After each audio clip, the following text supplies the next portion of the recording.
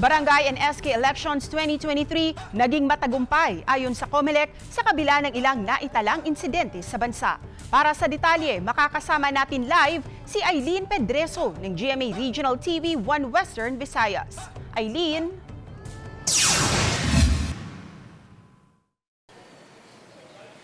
Cecil, matapos ang botohan kahapon, may mga idiniklara ng panalo para sa Barangay and SK Elections 2023. Ganun pa man ay nagpapatuloy ang imbestigasyon ng kapulisan sa mga naitalang kaso ng election-related incidents sa bansa.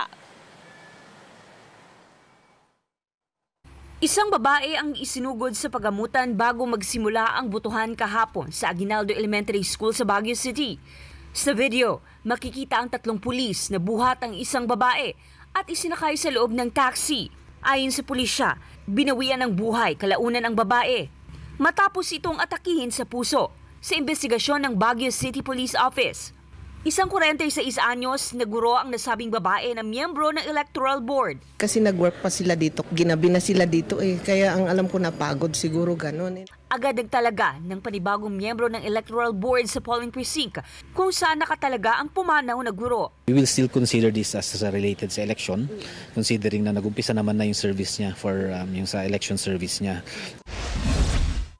Sa Batangas City, inireklamo ng ilang concerned citizens sa COMELEC ang umano'y pagbabawal ng ilang nagbabantay sa polling centers ang pagdadala ng kodigo na kanilang gabay daw sa pagboto. Hinahanapan pa raw ng ID ang ilang botante kahit pa nasa master list na ang kanilang mga pangalan.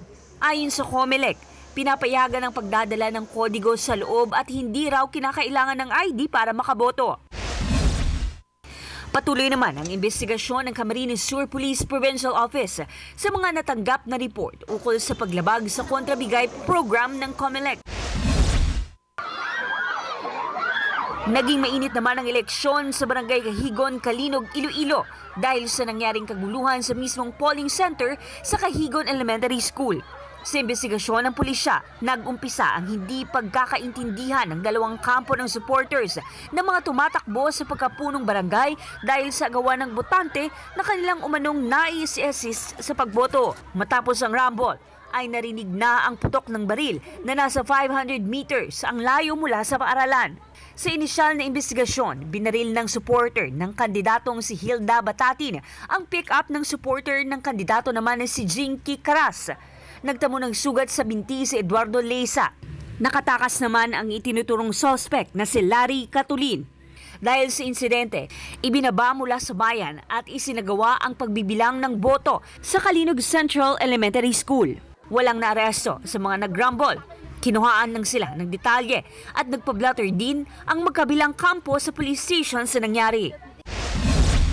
Pansamantala namang itinigil ang botohan sa 2 clustered precincts sa Pilot Elementary School sa Barangay Princesa, Puerto Princesa, Palawan kahapon matapos pasukin ng ilang taga-suporta ng isang kandidato ang presinto at pinagpupunit ang mga hindi pa nagamit na balota. Inireklamo ng mga pumasok na supporter ang umano'y flying voters o mga botanteng nasa voter list kahit daw hindi naman residente sa lugar. Agad namang dumating ang mga kawani ng City Police Office at DepEd Superintendent at pumagitna sa kaguluhan.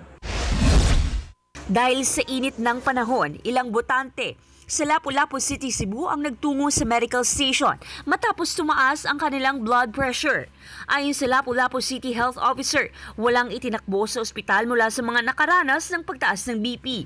Sa kabila ng ilang naitalang insidente. Generally peaceful po ang ating eleksyon sa buong bansa. Bagamat mayroong mga ilan na mga insidente ng karahasan na nangyari lalo na sa Bangsamoro. The good thing is some of the incidents or majority of the incidents that transpired, nakaresponde kagad ang ating kapulisan, napasipay ang ating mga polling precinct at nagtuloy. So far, wala pang na-declare na areas na may failure of election.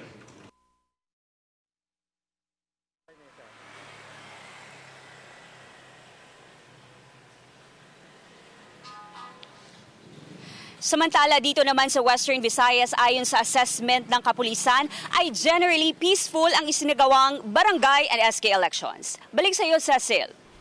Maraming salamat, Eileen Pedreso ng GMA Regional TV 1 Western Visayas.